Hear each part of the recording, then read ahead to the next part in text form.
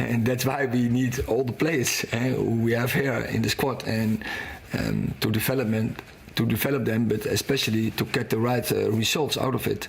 And we want to stay in those games of in those leagues as long as possible, and so we have to fight for that. And I think that's good for the development of this club. And if we are ahead or not in the process, I don't know. What we do is every day we have to give our maximum. Every day we have to approach it. Good is not good enough. We have to do better, and so that we keep going in the progress. And the progress, it's about that, and it's never an end. And we have to approach it like that. And then, if we are ahead or not in the process, it's not that important. It's the way where we are now, and we want to win every game, and it doesn't matter who's the opponent. You mentioned the schedule. I think 10 games in 30 days. It's a crazy schedule you've got. But what strain does that put on the players mentally and physically? And do you feel you've got the squad to cope with that? Oh, it's tough, but I think it's always better to have games as training, and players like more games than they train. So I'll be looking forward, and I think there's a good spirit and a good mood in this dressing room to cope with it. Jerry. Hi, Erik. Obviously, I understand Harry Maguire was suspended for the game the other night, but we've seen Luke Shaw play at centre-back very well in the derby, for example. You've got Victor Lindelof. So is it a fair question to ask you if he's now fifth choice under you? And given he's the Manchester United captain, he's a human being, he's a person, how difficult is this to sort of manage? Because obviously he's a big fall in status, he's a very likeable guy, all the rest of it. So, where do you see Harry? Is he fifth choice? No, he's not fifth choice, but it's up to him. I have to say he's training very well, bringing quality, and that is what I expect from all the players in the squad. He has to fight for his position, and things can change, and can change sometimes also really quickly.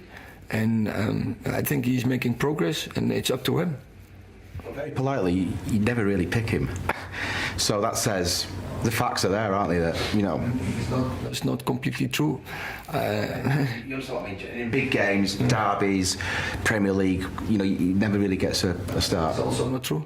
After the World Cup, he should have played, but then he got ill. I can't do nothing for that, and he knows that. And then you come in a run. And then he has to wait for his chance. I think that are the laws of football, from top football, from selection, and then you have to wait for your chance. And in the meantime, you have to work well that you are ready if the chance is there. Samuel. Erik, it looks unlikely that there'll be any more signings before the window closes, but looking ahead to the summer and forward planning, do you know which areas of the squad already that you want to strengthen? I have an idea, but I also in the coming days, so if we should have had the opportunity, I would go for it. But that's not only up to me, that's also clear. But I think in this club always has to be the approach. Every day you have to get better. So if there are opportunities to get better, then you have to strike. And that's my approach. So I'm looking around to research. But I have an idea with profiles, with which profiles we could strengthen the squad.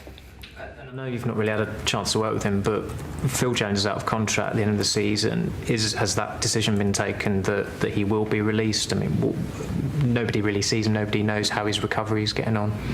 There's not been taken till now, the decision about that for the summer.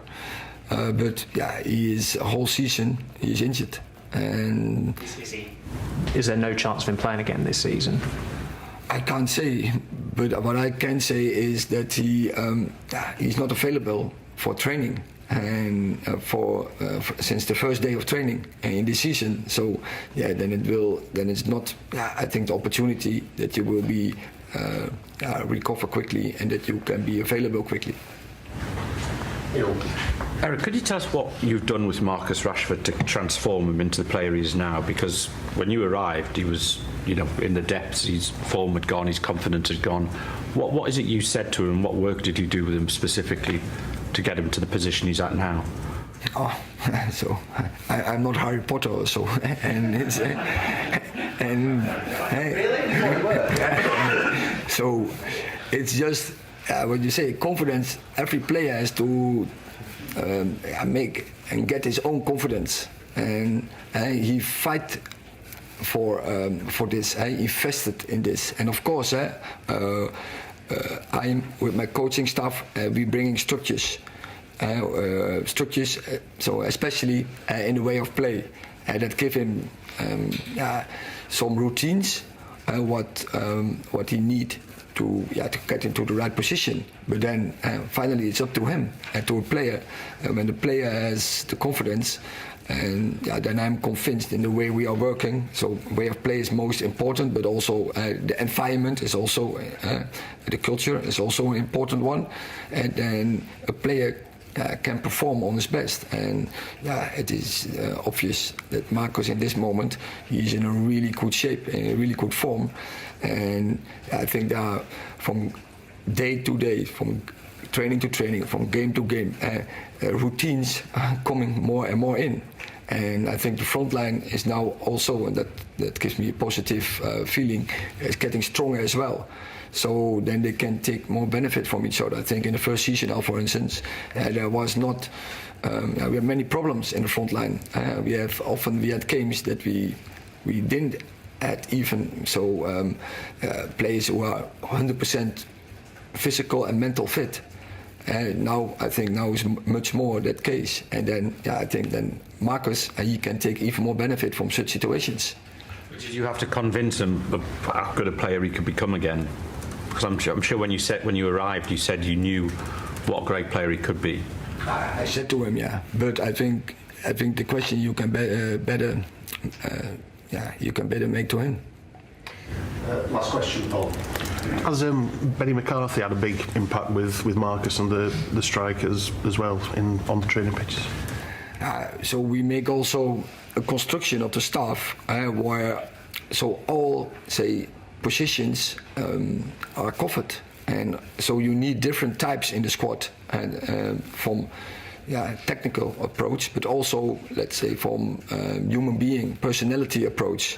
And we tried to get the right setup in our staff, and so far as I can see, I'm really happy with the coaching staff I have here at Man United.